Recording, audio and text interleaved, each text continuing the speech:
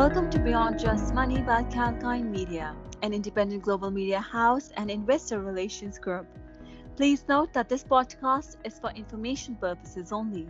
It is not a solicitation or recommendation to buy, sell, or hold the stocks of any companies or engage in any investment activity under discussion. Kalkinemedia is neither licensed nor qualified to provide investment advice through this platform. Hello, my name is Santa, and today with me I have Nidhi, who is the head of content of kalkinemedia. And today we will be discussing about a really interesting topic, that what does the US budget proposal mean for cryptocurrencies and how has it impacted the market lately? Nidhi? Thanks, Samta. In fact, there have been a lot of ups and downs in the crypto market lately. And cryptocurrencies have been constantly in news. Well, the US President Joe Biden's budget proposal includes new reporting requirements for crypto investors, requiring crypto exchanges to provide information about crypto assets. The budget proposal would mean the US Treasury Department necessitates additional information surrounding cryptocurrency assets by financial institutions. So, how are you looking at the proposal?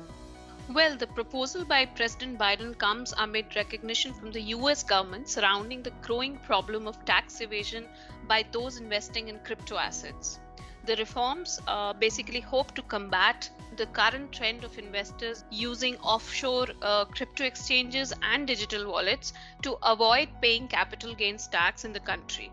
There's also a second proposal outlined in the budget report which aims to introduce comprehensive financial account reporting, which would require financial institutions to submit figures on transfers above $600. This is basically an effort to achieve tax compliance again. So yes, these proposals do mean a lot for crypto investors. What are the possible requirements that the budget proposal enumerates, Nidhi? So if you look at the budget proposal, it basically has two major crypto reporting requirements, which financial institutions are required to submit to the Internal Revenue Service or the IRS or even other treasury sub-departments.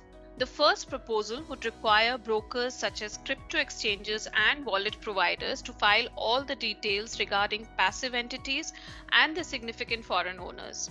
Moreover, they need to report all information with respect to crypto assets such as gross proceeds, sales, and substantial foreign owners in passive entities. This proposal is going to be effective for the returns filed after 31st December 2022. Further, the second proposal requires financial institutions and other businesses to report transactions which exceed $10,000 accepted through any cryptocurrency to the IRS or the Internal Revenue Service.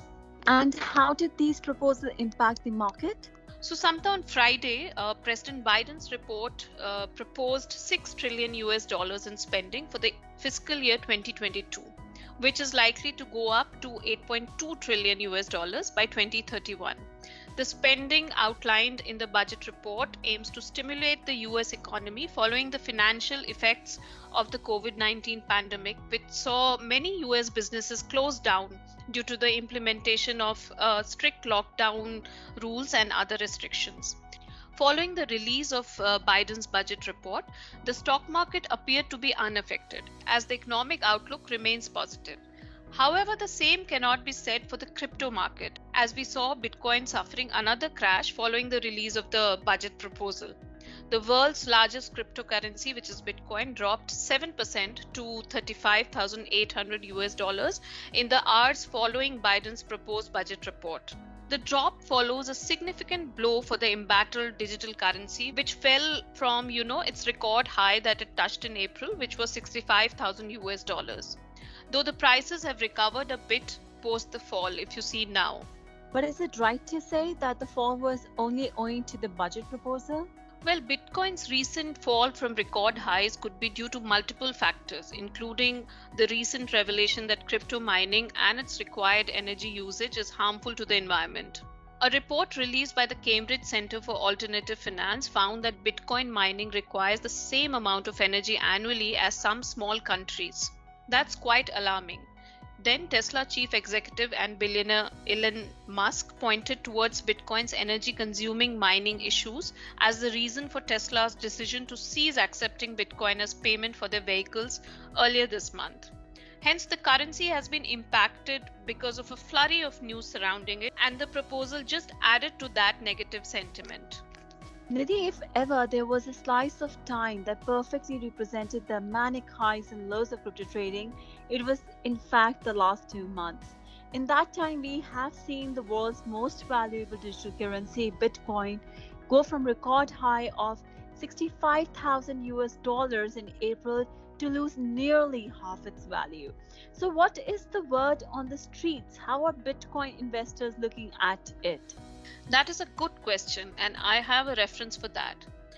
In Darren Aronofsky's urban horror film Requiem for a Dream, the two lead characters, played by Marlon Wayans and Jared Leto, stare into an empty safe, once filled with cash.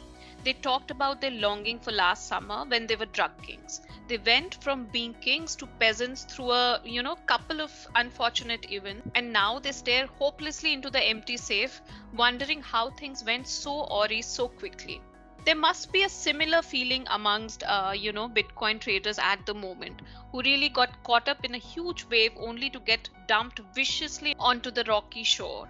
Well, that was an interesting example, Nidhi. Thank you so much for the clarity. Thank you, Samta. To conclude, given that the crypto market is a complex machine with countless moving parts, it's really difficult to pinpoint one or two reasons for, crypto's recent decline. There are a handful of events that suspiciously coincided with significant price falls, which we saw with Bitcoin. Thanks again, Nidhi, and to our listeners who want to listen to this interesting podcast again, please log on to our website, that is kalkinemedia.com, or you could also go to our YouTube channel. Our listeners are requested to make their own inquiries about any investment, and Kalkine Media strongly suggests that the listeners seek advice from a financial advisor, top broker, or other professionals as necessary. Kalkine Media hereby disclaims any and all the liabilities to any listener arising from any use of the information shared or discussed in this podcast. This podcast is available for personal and non-commercial use only. Well, see you soon with yet another insightful episode of Beyond Just Money. Till then, as we say, stay apprised and invest wise with Kalkine.